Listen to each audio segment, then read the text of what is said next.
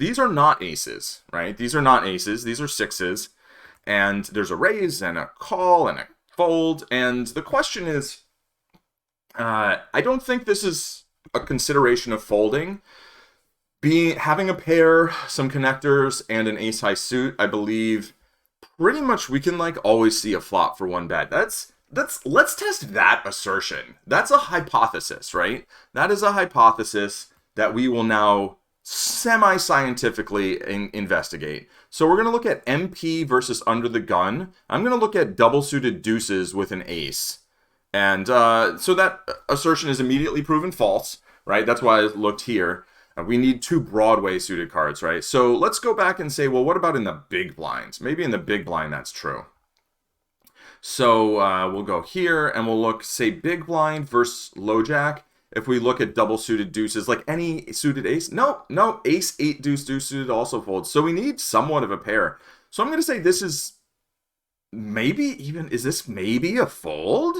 So against, and let's look at against the tightest range, right, that we could be facing. We're going to look at double suited sixes with an 8 and an ace. I think this is going to be okay, so it wants to 3-bet this and then fold it to a 4-bet. That's heads up, though, against a low jack open. I find that interesting. I find that interesting and somewhat surprising, though you can see that a lot of hands in that vicinity are kind of mixed. Let's look again. So this was not a low jack opener, right? This is the high jack. There's only 2 players behind them, and then there's a cold call, and so now we're in a squeeze spot in the big blind. So I want to go to big blind squeeze. There's either under the gun, which is low jack, or verse cutoff. Against this player, I'd say I'm going to use the low jack range. It's closer to the high jack range. Double suited sixes. What do we think? Any guesses in the chat how we are supposed to play this hand if the low jack raises, the button cold calls, and we're in the big blind? Yesterday we had 1 vote for 3-bet, for squeeze. I think that still sounds reasonable. And given that we, although I think flat's going to be an option. Fold. All right, okay, let's see. What do we got? It's a flat. So far, we've got 2 in the chat saying flat, 1 saying 3-bet, and Panda says having both players in seems like a problem, especially with the lower cards. Yeah, the reason I think it's not such a problem is that we do have a nut suit, we do have, connectors, and if we make a set, the SPR isn't going to be that high. PPI Posse says I would 3-bet, and that's what the other kind of more, who said that yesterday in the chat? I think it was Batch, who I believe is a pretty experienced player. Let's check it out versus a cutoff. If it's a cutoff raise and then a cold call. Here, I think it's going to be, I think now it's going to be a 3-bet. I think. Yep, so there it's a 3-bet. If their range is a little wider, we want a 3-bet. But the low jack range is so concentrated. There's so much ace-ace concentration. Even when we have the ace blocker, I think, I would guess that's why. Let's look at, actually, if I have 8-8, does that make the difference, or is it basically the same? 8-8 with a 6 is still going to flat, but with any of these bigger cards. So clearly this is a hand that is mostly, it's doing a mix, right? I mean, this hand class kind of seems to be doing a mix of 3-betting, of flatting. I can understand the sort of inclination to fold, and if the 8 were a deuce, it's supposed to be a fold, I think it said, right? So if that's what's going to kind of keep you out of trouble, I would rather, if you're like a newer player, I would probably rather you err on the side of folding too many hands like these in situations like these than playing too many of them. I know there's the kind of counter argument that's like, well, you want to get yourself in some tough spots. I think you'll find yourself in plenty of tough spots in Pot Limit Omaha without needing to kind of go searching them out. But so here's an interesting spot. I have top 2 pair, and I have a flush draw. It's not a very good flush draw. It's top 2 pair.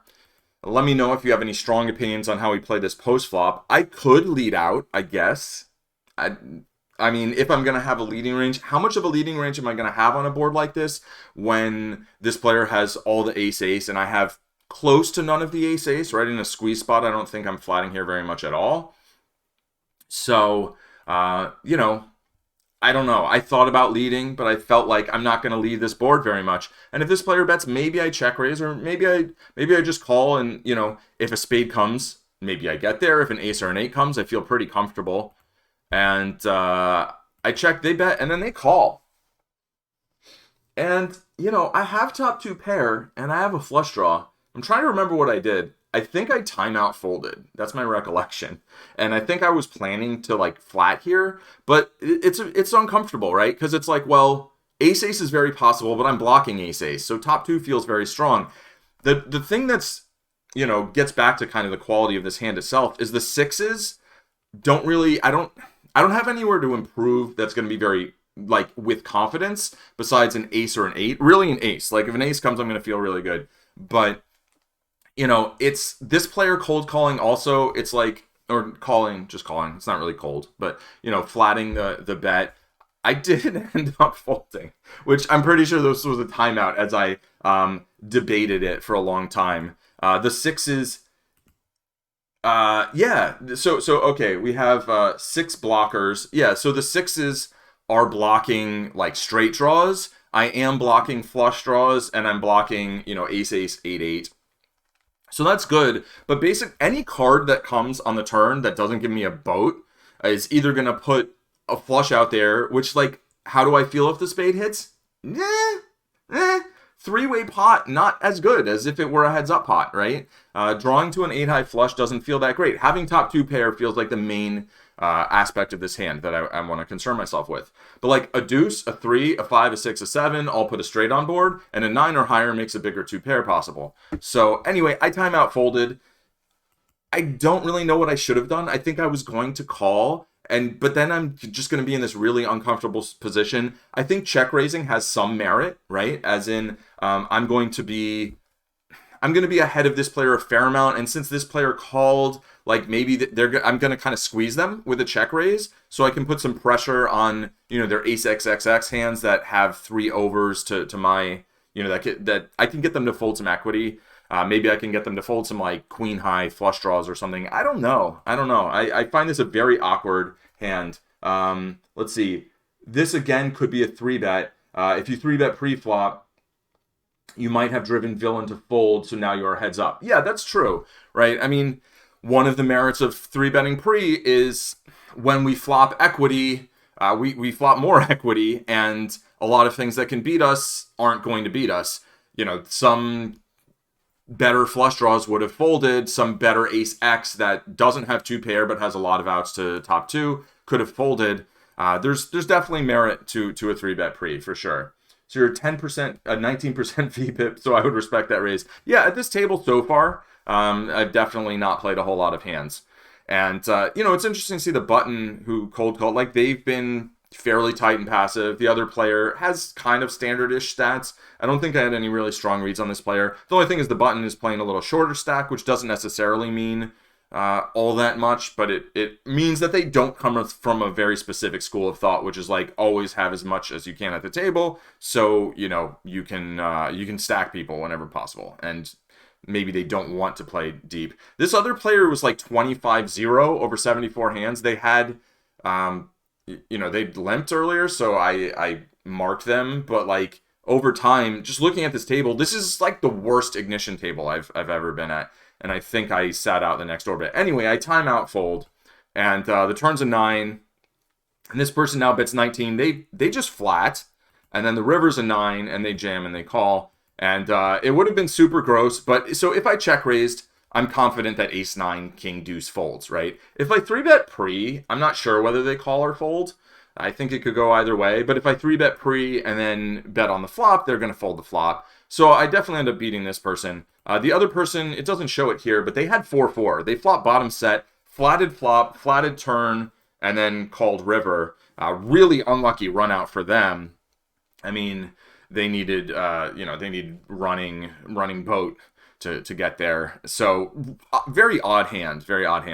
I definitely timeout folded flop, and I was thinking about calling. I get, what PPI is saying about pre-flop 3-bet, and I definitely 3-bet less than I maybe should. So I would say if you're a kind of newer player leaning towards folding in like spots like that might be okay. If you're someone like me who's trying to learn to find more of those 3-bet spots, I think even if it's not what the chart says, I think 3-betting, I can get on board with that. Clearly, I think I would have won this hand if I had 3-bet pre. So, on to the next hand. To be clear, the recommendation was 3-bet fold. Yeah. We're not 3-bet calling. So the recommendation, pre-flop. So the recommendation of the engine was to flat, right?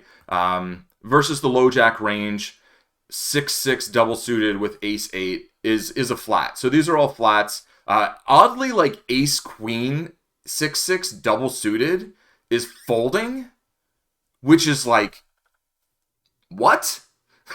This is weird, because this must mean that we're like blocking hands we don't want to block, I guess. Very odd behavior from the engine. So again, if we want to kind of try to interpret this to more general principles, when we do 3-bet, we're definitely 3-bet folding, right? If we look here, all of these are 3-bet. They're either 3-bet folding or 3-bet calling, or sorry, just calling. So you only want 1 or 2 bets to go, or 2 or 3 bets to go in, basically, right?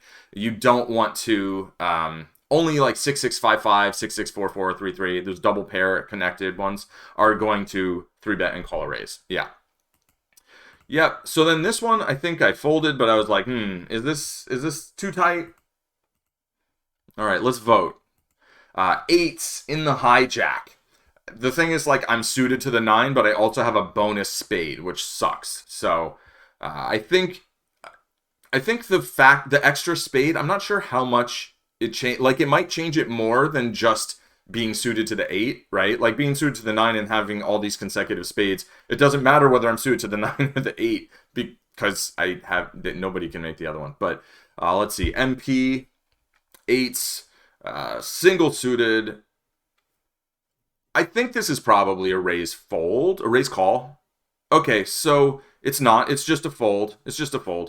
Even 8, 8, 9, 10. That I find surprising. That like 8, 8, 9, 10 we want to fold, but 8, 8, 7, 6 we want to raise. And what is the logic for that? I can't find a lot.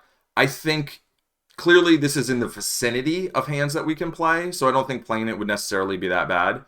And I'm fairly certain that we're going to play this hand in the cutoff, right? Yes, right.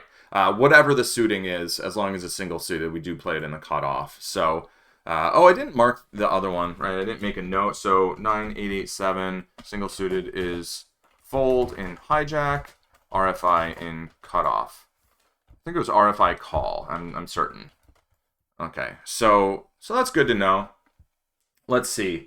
Can you close the matrix so we can see the other players? Oh, never mind, you're using it now. Yeah. So yeah, I'll try to minimize it after, when I'm not using it. But solvers hate tri-suit, it seems. Yeah, so I'll open the matrix again. Basically, it treats tri-suit as these like bad suit, like suited to the lower card. But obviously, this is a simplification of the raw solver output, which I think Vision on Run It Once or Visions have more direct representation of that, right? So you can see, yeah, I mean, the third suit card, it's like we lose equity. I do think when we make the flush, like, it's kind of nice to have a blocker to bigger flushes. It's more likely that our 9-high flush is good if we have 2 spades than if we have 1, but we're less likely to make it. So I guess that doesn't overcompensate. That doesn't, outweigh the other thing. All right, let's see. Kings with a jack and a 3. I just fold. Oh, I didn't fold this. I think this is a fold. I don't know. Am I wrong? What do we want to do here? We're going to go to, it was cut off.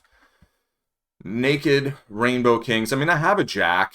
Maybe with the jack I get to raise. I think it's a little... Yeah, okay, it's fine. All right, it's fine. I take it back. King with any... We're just going to say needs terrible side cards, right? So, king, jack, 3. Rainbow is RFI in cutoff. Only king that folds is rainbow with terrible side cards. 9 or lower with 3 or deuce. All right, so I have an idea of what that looks like, and I'll try and mentally fix that in my brain. On the button, do we raise? We raise like almost. So let's see. Yeah, PPI says fold king, king, jack 3. Sumpty says raise, and then PPI says surprised by that raise. Yeah, I'm a little surprised. You know, I mean, I looked at this just now and was like, oh, I can't believe I didn't fold, right? And but it's all of these rainbow kings are just raise fold. They're just all raise fold, right? I think the blockers count for a lot, where there's 3 players behind us. A lot of their continue range is going to have a king. Obviously, more of it's going to have an ace. We're clearly raising with any ace. And if we have like an ace and a wheel card, we actually get to call. If we have ace, queen, jack 10, what is that? That means out of position. So in position, we're folding. So if a blind 3-bets, but if the button 3-bets us, we actually 4-bet. So that's an adventure. And then our equity's got to be like gross against, oh man, it's got to be gross if we get 5-bet all in. But do we have 33%? I'm going to check that out in a moment. Well, I don't know really how to put their range in that well. And so yeah, we're really only calling when we have these double pair hands mostly, or like ace wheel. So a little bit weird. We'll see what happens. I do get 3-bet, and this should be raise fold. Hey, wow. So I actually played it correctly. And we'll say fold to 3-bet is correct. Only call versus 3-bet with like ace 5 through deuce or second pair. And that's an approximation. If rainbow, right? If rainbow. King, king, rainbow.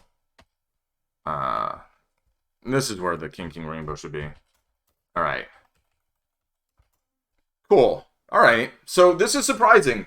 Like, most people thought that this was supposed to be played differently, but oh, Sumpty, thank you for the prime. Thank you. Much appreciated. Let's see. Eventually, I'll probably make some sort of feature where you get stuff when you subscribe. You know, right now it's like anybody who wants some stuff reviewed or has suggestions, I'm open to. I'm also open to like suggestions of what could come with subscriptions. You know, and channel points also. Working all that stuff. Right now, mostly focusing on the poker. That's, you know, the streaming is something I do partially to keep myself engaged in the poker, because honestly, like. Being like dance video, okay, Panda. Being able to like sit here with all of you and talk about hands it's like fun for me, and it helps me with my game, and it's fun, and I think it leads to pretty good content. Maybe it's a little niche compared to live play, but I like it. Okay, so again, we've got rainbow kings, but we have an ace and a 9, so I think this is going to be a clear raise in. Again, I'm the cutoff, but there's a caller from the hijack. So with one open caller ahead of me, I am going to use a hijack range. So we look at king king, we look at rainbow king king, and this is going to be a raise fold, right? Yep, all of this stuff raise folds. But now we can see much fewer rainbow combinations call, and king king queen queen raise folds. That's a little surprising. Rainbow, like, with 7s through 4s, we need to be in position. And then if we have 3s and deuces, we actually always get to call, even if we're out of position. And I'm pretty sure that's because we're now unblocking all those rundowns that we're actually ahead of, right? So the composition, the density of different hands in their range changes as we have different blockers. So like deuce, deuce, and 3-3 often serve as really good unblockers, where we're unblocking parts of range that we want them to have. And then what happens? I get 3-bet, and so I did fold this, and I fold it without too much hesitation. And like, there's 2 things here. One, the chart says fold, right? But am I looking at the right chart, right? So here I did fold, but let's look at something else. Let's look at, we're going to go back. We're going to go back in the matrix, and we're going to go down here to 250 blind MP. Right, and I'm going to look at squeezes. I have kings, and I get squeezed. Do I still fold this hand? Yes, but barely. You'll notice that a lot more hands get to call here, right? All these double paired hands are almost always calling, and with 2 Broadway cards almost always calling. Why is that? Because I'm going to have much better implied odds against the button. And so with this other kind of player here, I almost think maybe I could have called this hand. Did I fold it? I did fold it. But, you know, I'm 200 something deep with the button. So if I have 2 pair, then getting, you know, having like being 5-1 or whatever it is, or 4-1 against in terms of flopping a set, all of a sudden my implied odds are so much bigger that I can justify calling a lot more. The ace isn't a great card. I mean, it blocks ace, which is nice, but I don't know. The 9 also is pretty useless once I do have the ace. So I do fold, which I think is fine and like disciplined and whatever. But yeah, I don't know. I'm good with it. Sumpty says I need interaction with players. Yeah, it's fun, right? It's I mean, you can watch videos on YouTube, and I make some videos on YouTube, ZenMadman Poker. But like, that's a different thing. And the point of Twitch to me is like the interaction, right? The point is that you can talk directly to someone. They just go ahead and pot it on this Jack 6-6, which is kind of funny. I don't know. And then they just fold. And I can't look up what they actually had yet, but you know, someday we shall see. Perhaps. Maybe there were some hands from the other day that I can look up what people had and for entertainment value. We'll see. We'll see where these hands takes us. So yeah, I think those king hands were apparently played correctly. I had 2 king rainbow raise folds, and I'm good with it. Good with it. Getting used to folding kings more. Like raise folding kings, if you come from a hold'em background, feels really weird for a while. It's like, okay, I guess. I defend this hand. I think this is correct. I think this is more of a post-flop situation, but let's take a look. I defended against a button raise, so big blind versus button. If you told me this was a 3-bet, or that exploitatively 3-betting's going to have some value, I would not argue with you. I do think the button, you know, I mean, they're on the tighter side. I would assume that they're about an average attempting to play well player so far. What I have, I had ace-6-5-4 with a nut suit, so we'll go to ace-6 single suited down here on the lower left-hand side of the matrix, and this is a flat, right? Just very clear flat, and I'll mark that for pre-flop. So we've got ace-6-5-4, single suited is cold call, big blind versus button RFI. If good suit, also cold call, ace-6-5-3. Okay, so that's it for pre-flop. Is there any interesting post-flop? Oh, yeah. Okay, so I thought this was sort of an interesting spot. Like, I've got a pair, so I'm blocking some pairs, right? I have a gut shot to the nuts. I have a backdoor nut flush draw. And because I have that pair, if I hit like an ace or a 4, those are potentially outs. So I don't really want to check fold. They bet half pot. I think this almost makes an interesting check raise. I'm going to have some king. Because it's big blind versus button, I think I'm going to 3-bet a lot of my king. But there's so much king. I don't think I'm folding much king, right? Like, one thing I want to do is dig into ranges a little deeper. And so if I look at this big blind versus button, let's look at those rainbow kings, right? I think a lot of these rainbow kings are going to flat. Almost all the rainbow kings flat, right? Only the rainbow kings with like some really good side cards are going to 3-bet fold. So look at all of those kings that are in my range, and then here single suited. Yeah, I'm 3-bet folding more of the single suited ones, but I'm still calling a ton of kings. And if we go back one more time and look at like double suited kings, these are going to 3-bet a lot, right? These are all 3-betting. Double suited kings are all 3-betting with good side cards. They're calling a 4-bet. With bad side cards, they're folding to a 4-bet, and with an ace, they're just like, let's go, rip it and flip it. So, all right, what do we got here? I think I called. I'm kind of on board with like check raising to like 10. No? Okay, so I call. And then the turn I have an open-ended straight draw.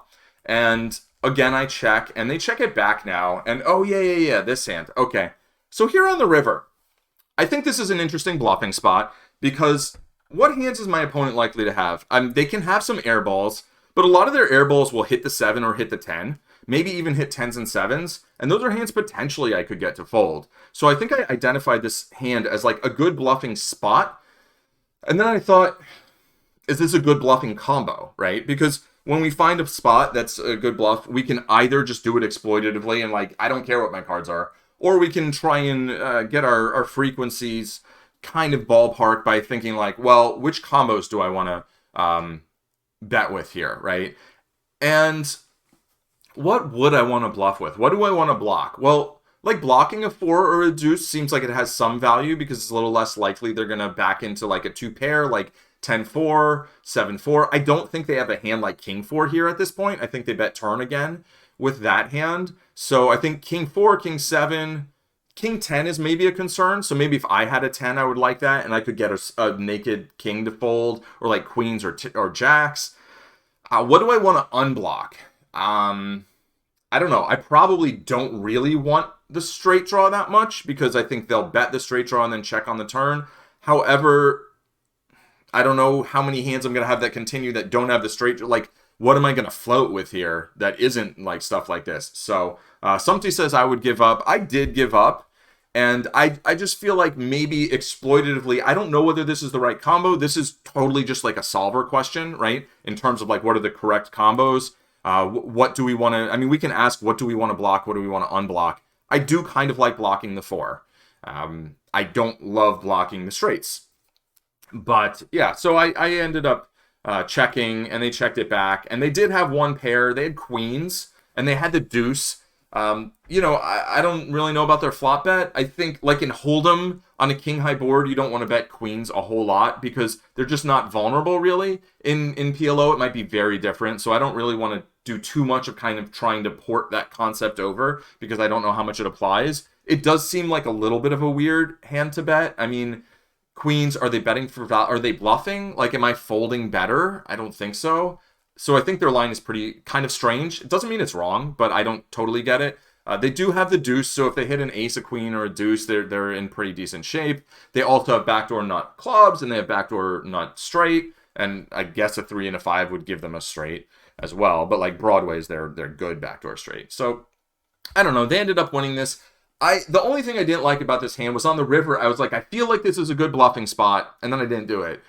It doesn't mean that it was wrong to not do it, but we don't want to bluff every good bluffing spot necessarily, unless we're very specifically trying to exploit population tendencies or a player's tendencies. Here, it's like every read is 50% population tendency because, as you see, I've got 52 hands on this person, right? I think I have population tendencies on thousands and thousands of hands, maybe tens of thousands, in terms of like how players like this tend to play.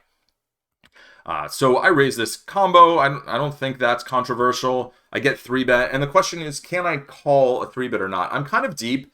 Being deep, I think I more prefer to be double suited. I think there's certain hands that are going to benefit more from being deep. I don't think this is one of them.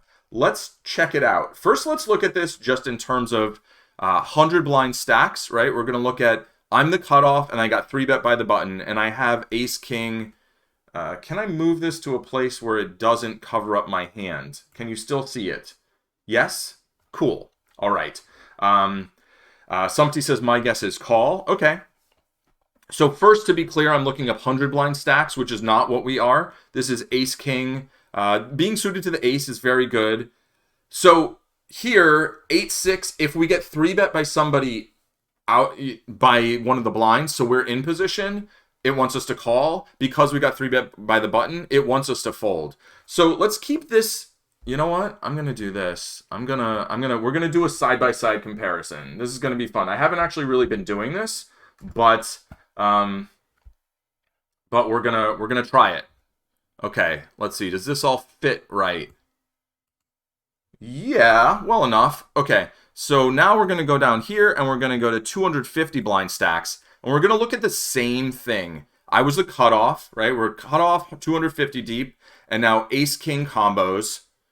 And, I got to bring this up a little, right? Yeah, we'll bring this up a little. Okay, so here, now we're looking at the same situation, but different stack sizes. So as we can see, these ones down here, right? This region, the 9-5 through like 7-3 kind of region, in the 250 blind deep on the bad suited, so that's like suited to the king, suited to the other card. Those are going to fold, so we have a few more folds. And then these like 9-3, 9-2, those like really raggy cards when suited to the ace, those are all folds, whether in position. Oh, those are just folds pre, actually. So it looks like we don't do that differently after getting 3-bet. We do fold like ace, king, 10, 9 out of position now, whereas if it's bad suit, we still call it in 100 blind stacks. So I find this interesting. This is roughly what I would expect. And this is a hand that we can call a 3-bet with, but only if we're in position, according to the matrix, right? So, you know, your mileage may vary. Single suited, good suit is RFI, cutoff, and fold. Let's see. We'll say verse 3-bet, fold out of position, call in position, right? So I think the intuition that it's close is kind of the biggest thing that I would take away from this. Like if we look at it, yeah, it's close. 8-7 is a call. 8-4 is a clear fold. 9-6 is a clear fold. This hand, we fold out of position and we call in position. And them having position on us and depth actually magnifies the positional disadvantage. So we fold a few more hands, but not that many. Okay. Like basically implied odds, it's less about our implied odds going up and more about our reverse implied odds when we make pairs and stuff. Also getting worse, I guess. I don't know how you want to say implied odds going. Do reverse implied odds go up? And that's bad, I guess we could say that, right? I don't know. With reverse implied odds, our hand gets worse. I'll just say it that way. It's not like we're talking about reverse implied folding equity, but we could. I mean, we have greater reverse implied folding equity in that case, which means we're folding more of our. Okay, so do I raise this in the low jack? I think this is close. I think with a 5, make the 4 a 5, make the 8 a 7. I think that's actually what I even said at the table. I can like almost hear my own voice in my head. I don't know if that's good or bad. It just is. So we're going to look at the low jack range because we're in the high jack, but there was a caller in front of us. Ace, king, single suited, 8-4. That I feel like I just nailed it, right? Like this hand is a fold, but 8-5 and 7-4 are calls. So that feels good. That I like, not in terms of like vindication, like sure that's there a little bit, but mostly just in terms of I feel like I'm internalizing the charts more, and it's kind of becoming more intuitive from repetition. It's fold in low jack. Now we'll talk about this specific situation a little bit more in a moment. So this is fold in low jack. Ace king 8-5 and ace king 7-4 are both RFI in low jack. All good suit, right? So suited to the ace, not suited to the ace. We're folding all that stuff. Okay. One more note though, like I'm using the low jack range because I'm in the high jack and somebody called ahead of me. But let's look for a moment. Let's just appreciate the beauty of someone playing 100% of their hands with maximum pre-flop aggression. I mean, it's only a 5-hand sample, but when I actually pop the thing up, it breaks the HUD on the table. Like I have to pull it over because it doesn't fit. Because they are the definition of keeping it 100. Although now their PFR is going to go down to like a mere 83. Let's see. Wouldn't you go to under the gun range with under the gun limper? I did. So here's the thing. The way I do it, which is the way they suggest in the matrix, but then I like to kind of interpolate and take other factors into consideration. And I really just like to use the word interpolate whenever possible. But what I do is I don't care what the position of the limper is. I care what my position is. And then for every limper there is, I use one position worse. So if I'm in the high jack, the only person calling ahead of me is going to be in the low jack. So that's why I used the low jack. Not because they're the low jack, but because I'm the high jack, somebody calls ahead of me, I'm going to use one position worse. If I were the button and the low jack limped, I'm not going to use the low jack range. I'm going to use the cutoff range, right? Because one of the big things about raising from the button isn't just like it's that nobody can come in behind us, right? So we definitely want to play a significantly wider range in the button than we would in the hijack against one caller, regardless of their position, right? Now, I am going to take under consideration, like if I was on the button and this person calls, I'm going to play somewhere between my button and cutoff range, right? I'm not going to just go to the cutoff range because like, oh, the rules say one position worse. It's like, no, this person is a little off center, right? They're not playing like a standard limper range, right? So that in that other table earlier though, somebody was 25/0. So they had raised 0 hands and they were only playing top 25%, right? So the top quartile. So against them, I'm going to, maybe I'll even do 2 positions worse. Maybe on the button, I'll use my hijack or even almost my low jack range. Being on the button, maybe I'll use, hijack, but in the cutoff, maybe I'd use my low jack range. Maybe I'd be even more circumspect, and maybe against that player, I'm going to consider some overlimps with some hands that I feel like, this isn't going to have an equity edge against the top quartile of hands, because like they're going to be limp re-raising a lot of ace. I don't know. But yeah. So using different words for same idea. Yeah, exactly. Under the gun. Oh, so I call under the gun low jack, and I call MP hijack. That's just my parlance. I find under the gun a frustrating term. I understand why people would use it, because people use it, right? And we use the words that people use. But in a 5-handed game, under the gun is all of a sudden the hijack. And so it's descriptive of, it's a description that what it means depends on how many players are at the table. So in a 3-handed game, the button's under the gun, right? So anyway, not a big deal, just a clarification there. So I do fold this, which is correct according to the chart. But with this player being the person who called ahead of me, I do think I can raise. Ace 8 7 6 rainbow. I just fold this like it's rainbow, right? I feel like this is just like a fold, right? Am I wrong? Ace 8. My guess is a fold. I did fold, and yeah, looking at this is single suited. It's got to be a fold, right? It's got to be a fold. I mean, yeah, okay, yeah. We're just not playing very many rainbow hands from this spot, right? I mean, if we go back and we look at what about like 9 8 7 6 rainbow? No, that's going to be a fold too. Yeah, so we just don't play a lot of rainbow hands.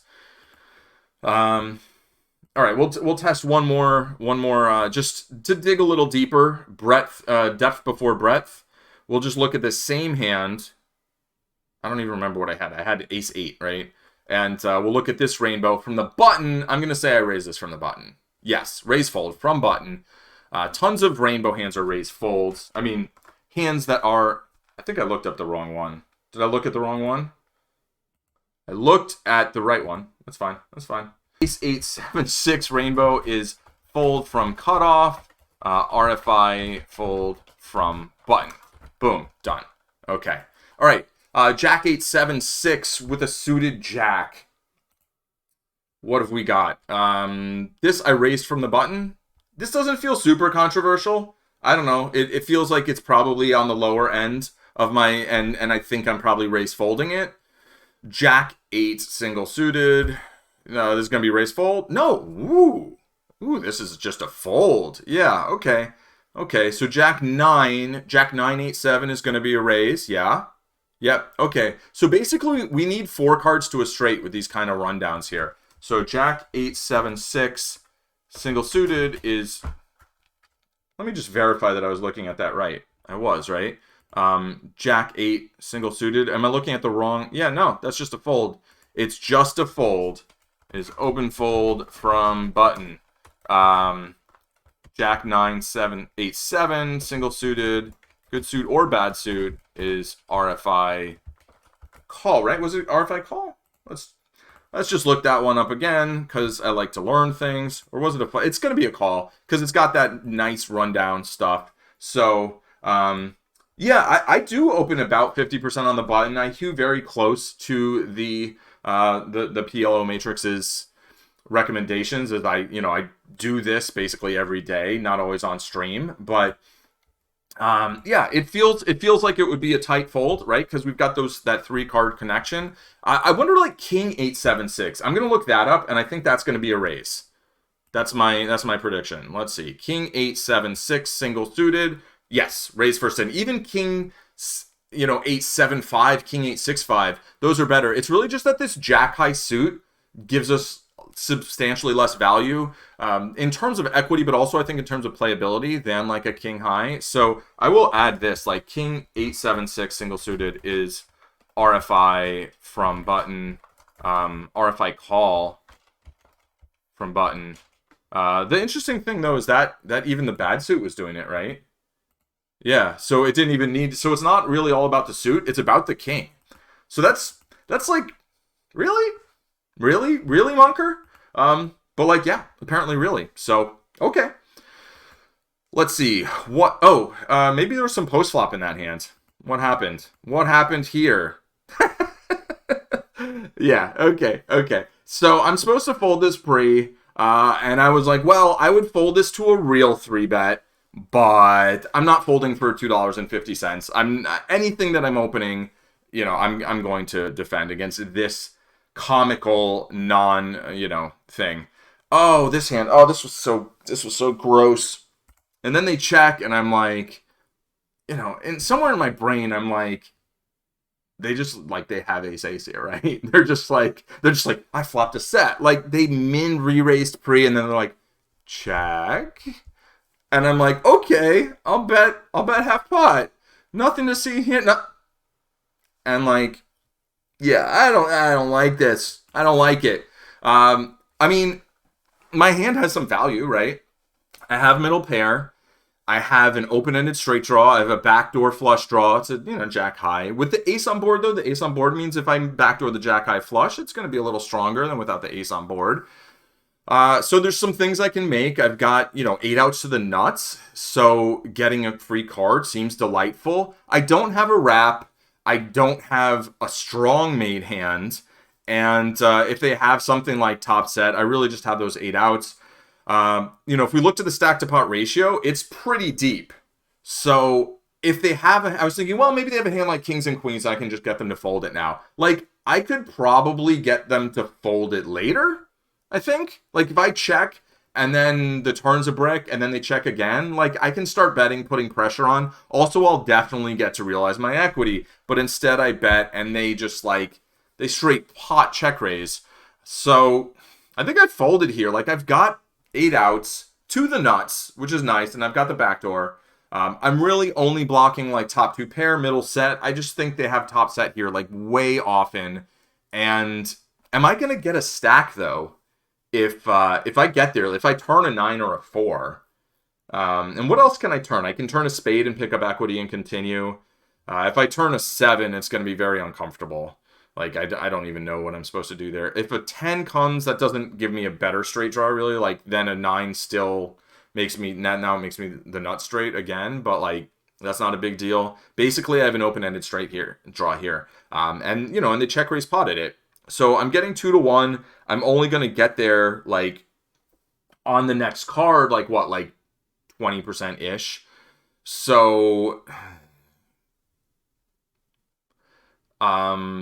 I do think because we're deep and I can maybe win a stack, maybe this is worth a call. But I folded. The thing about PLO, though, is like they can have 8-6 with something that has me beat, and so my outs aren't as pure, but I don't know. I hate I think I messed up every decision in this hand. I think if we go back, this is just a fold. This decision's fine. I think calling a min 3 bet is fine. And then on the flop, like I know what I was thinking. I remember what I was thinking, but I don't think this is a good bet. I don't know. Let me know if you think I'm wrong and you think I played the hand well, but I don't think so. I don't like how I played it. And then I get check raise, and I feel like with the potential implied odds, I have position. Like if they have ace ace, there's basically two cases here, right? One, they have ace ace, and my implied odds are off the charts. And two, if they don't have ace ace, then I actually have a lot more equity and a lot more chance of improving, and maybe they give up on the turn if I call this large check raise. So I don't even really like my fold here. Sumpty says, I think open check flop to realize. Yes. Just realize the equity here. Just like be like, okay, I probably have a chance to get really lucky here against a really big hand that somebody played super weird. So maybe I should do that. Maybe I think I should have done that. Anyway. That's that hand. All right, this one, is there a raise? And now I'm contemplating, is this a 3-bet?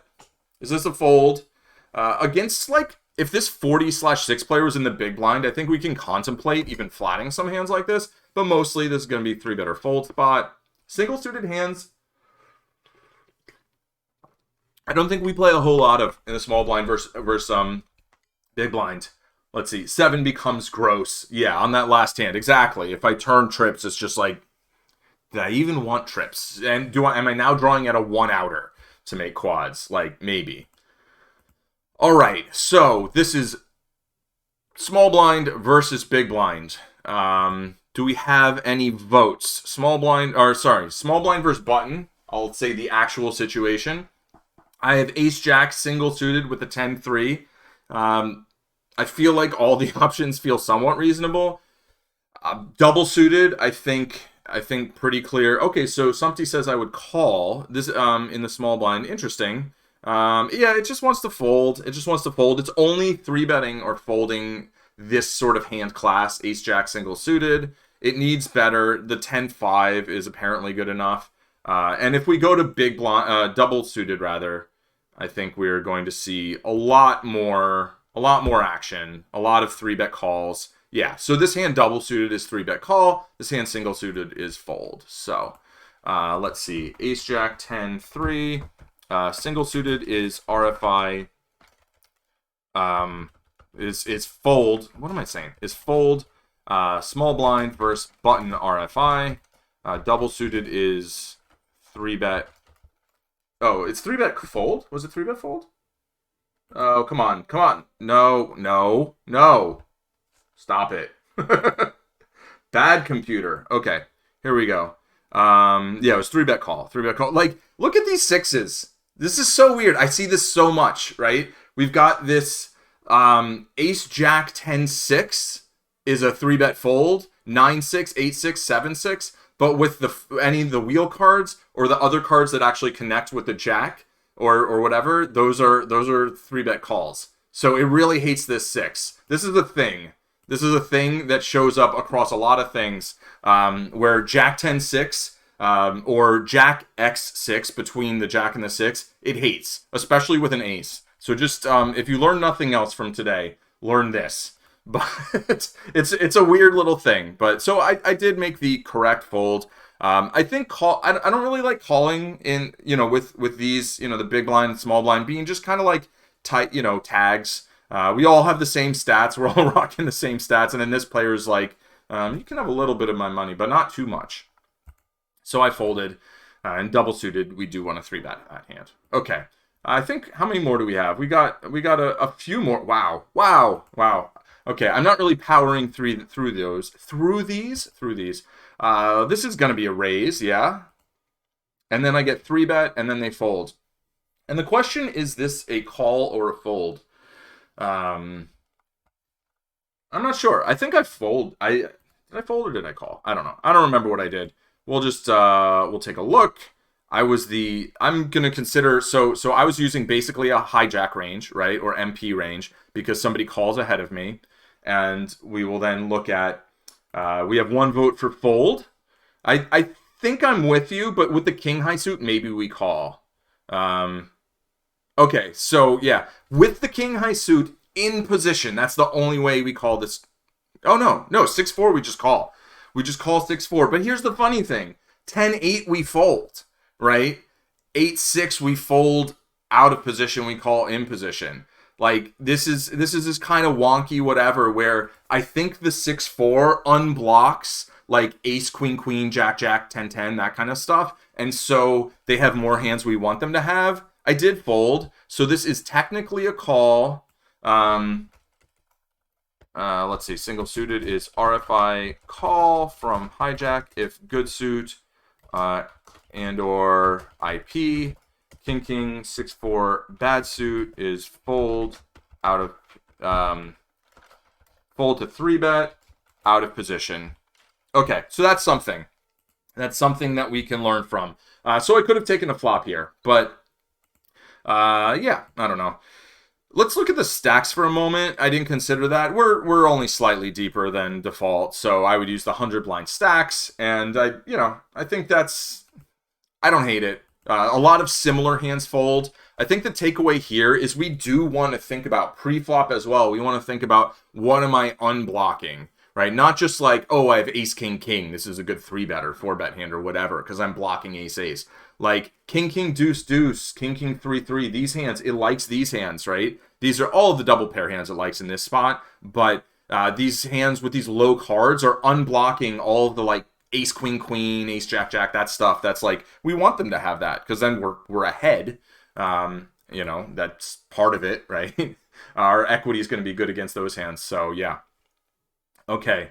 At some point, I'll run some more sophisticated like analysis of like equity versus ranges. I think I raised this, and I think this is maybe a fold. I think I need 4 Broadway cards here. So we'll look at MP, we'll look at Ace King, and then we'll look at Rainbow. And it's just going to be these Broadway. No, okay, never. What am I? I'm tripping.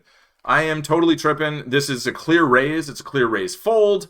Let's look at low jack and see whether that got in my brain or I'm just like way off here. Am I way off base? Or no, I'm thinking the low jack range, but even that, this we can still raise in the low jack. So ace, king, jack, 9. I'm mentally undervaluing these hands. Is RFI fold in low jack, in high jack or low jack, or even low jack. I'm actually going to very briefly see on the button. I think we raise fold this as well, right? What do we think? Raise fold, ace king, single suited, ace king jack 9. Yeah, so this is any position. Low jack, high jack, cutoff, button. I don't know about small blinds. I guess I could look up that. Vision conditioned me to hate small cards and rainbow hands and tri-suits. Somebody says, yeah, that's you know, Vision is going to be a little different from the Matrix. I think they're all using similar kind of source material, right? But Vision is with, I'm using the micro stakes rake version because I'm playing 50 cent a dollar on Ignition, where the rake's actually even worse than the micro stakes edition rake. So, you know, playing a little bit tighter than recommended, I think would be fine. So I raise here. I flop top 2 pair. That's pretty good, I bet. And I get check raised. And it's just like, I guess you can have a set. They're 29-25. So like, they're not going to have a lot of deuce deuce. They're not going to have a lot of ace ace. Like, they're going to fold most of their deuce deuce. They're going to 3-bet most of their ace ace.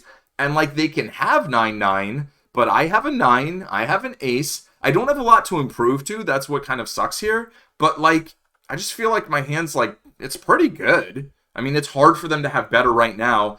Other factors that I like are I have the king and I have the jack. And so if they have ace 9 with me, I've got 6 outs to outdraw them. Whereas if they have a hand like ace 9, 8, 7, if we both make 2 pair, like a second pair, or if we both make a third pair, mine's going to be better. So they can't outdraw me with an 8 or a 7. I can outdraw them with a king or a jack. I mean, they could have ace, queen, 10, 9, and then that's all moot. And we're basically, actually, mine's still a little bit better. And they bet big again. And I'm just like, really?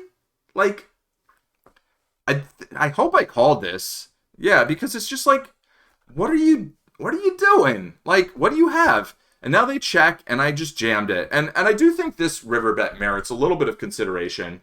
Flat stuff in it? What does flat stuff in it mean? Flat stuff it in? Oh, like jam turn. That's let's go back to the turn. I think that's what this is referred to. Let's see. Ace 9. Yeah, I mean, I guess I could jam here, right? I also, though, feel like what am I getting value from? I guess it just prevents any weird stuff from happening later. I don't know. I guess I can be ahead of ace deuce, but this is one of those weird spots where it feels like, what am I ahead of?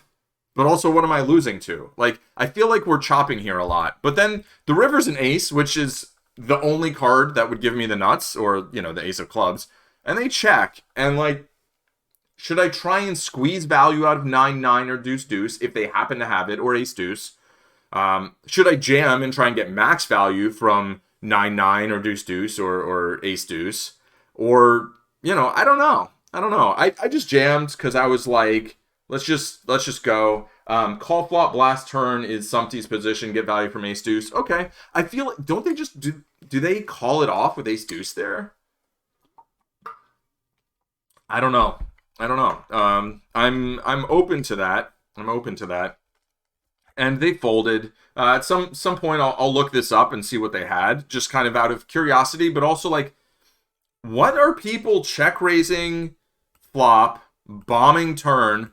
And let's also look at stacks. Like, we're a little bit deeper than usual. So on this dry board, it just, their line feels so strange. Like, check pot, and then like 3/4 pot, which doesn't quite set up, it does set up a river shove like perfectly.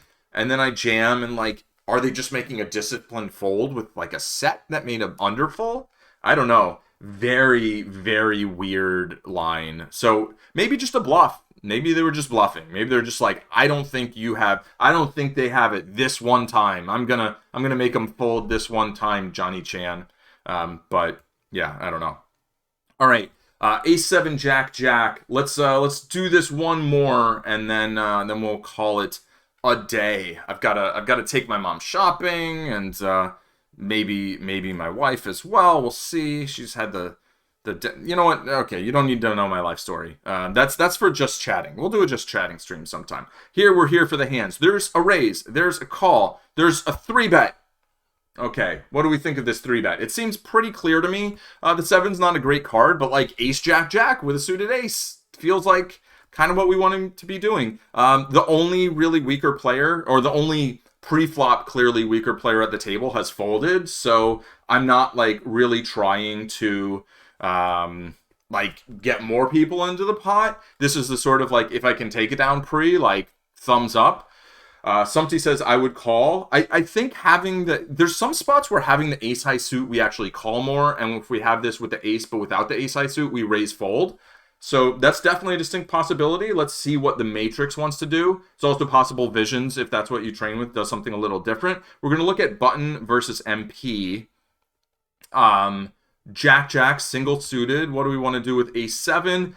Okay, so this is like kind of goofy looking, right? When you look at it. Ace 8, ace 7, and ace 5 are 3-bet folds when suited to the ace. Ace, queen, 10, and 9, when suited not to the ace, are 3-bet folds. And then all these other ones are flats. So what this tells me is the solver's almost definitely mixing with like all of these hands, right? It's almost, I can guarantee, it's almost definitely mixing with all these hands. And it just, why would we rather have the 7? Because we're unblocking some stuff? Like, I don't know. So I'm going to say ace Jack Jack 7 single suited is 3-bet fold, good suit, and cold call bad suit on button versus hijack RFI and cutoff cold call. That's a mouthful. Okay.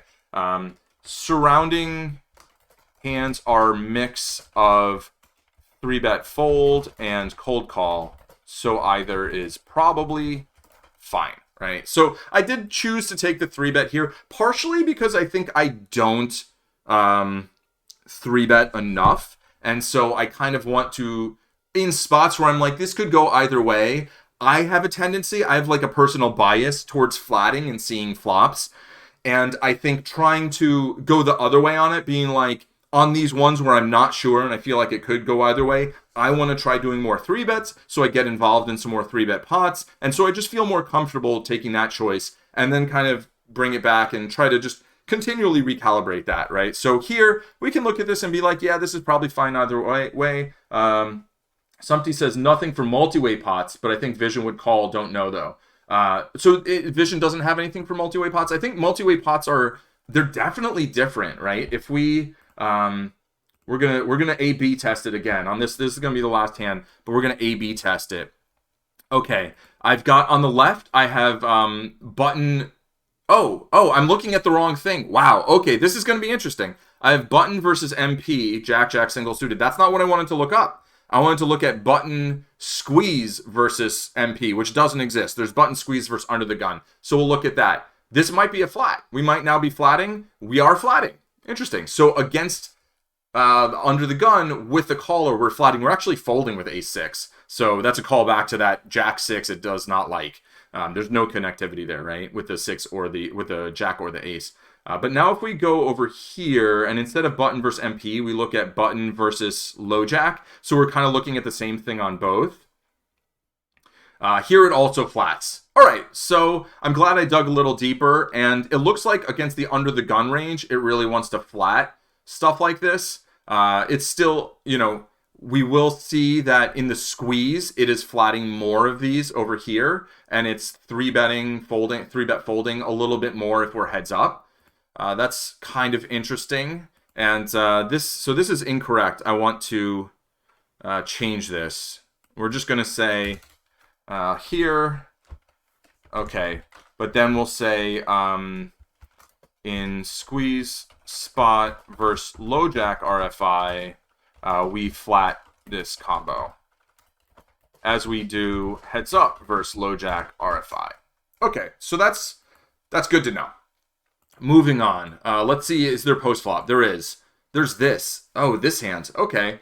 This might be kind of interesting. 8-3 deuce rainbow, right? So what are we going to do here? They check it to us, right? Like, do I want to bet one time?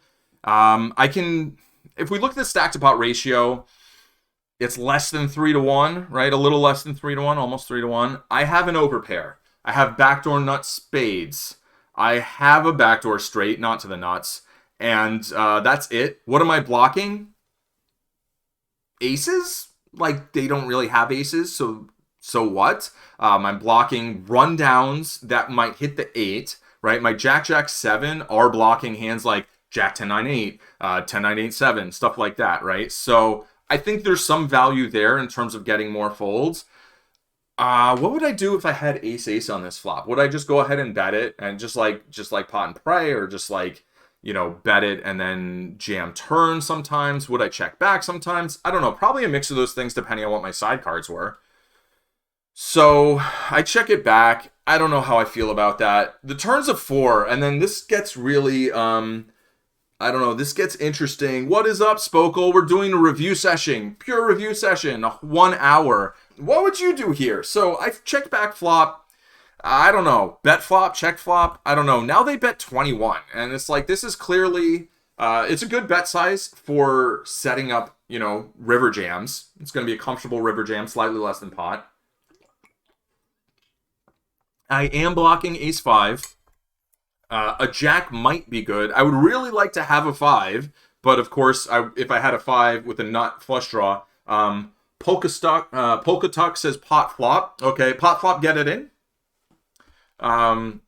Like on flop, like pot flop, and then or pot fold. Like, because are they check raising all in with like kings and queens? Or like 8-8, or do they have a lot of? I mean, there's not that many draws, so pot get it in. Okay. I can. These are the spots where I haven't done the work, right? And by not done the work, I mean I've looked at hands that I've played, but I need to post on forums more. This is awesome, right? For me being able to to review hands with other PLO players. Can't fold after pot. Yeah, exactly. I mean, the odds would be ridiculous with my backdoors and my jacks, and you know, so it's. I mean, the idea there is basically that it's a very dry board, right? So it's hard for people to hit anything. Do we think kings and queens are check jamming, or are they folding mostly? I guess that would be my question, but. They do this, and I call, which is like, I don't know. There are straights here now. And then now the king comes, and they just jam. And, like, there's not any draws that missed. I mean, I have the nut flush draw, so they could have had some other draw. I can't really see hero calling this at this point. This was a very kind of unpleasant hand, I thought, where, I just didn't...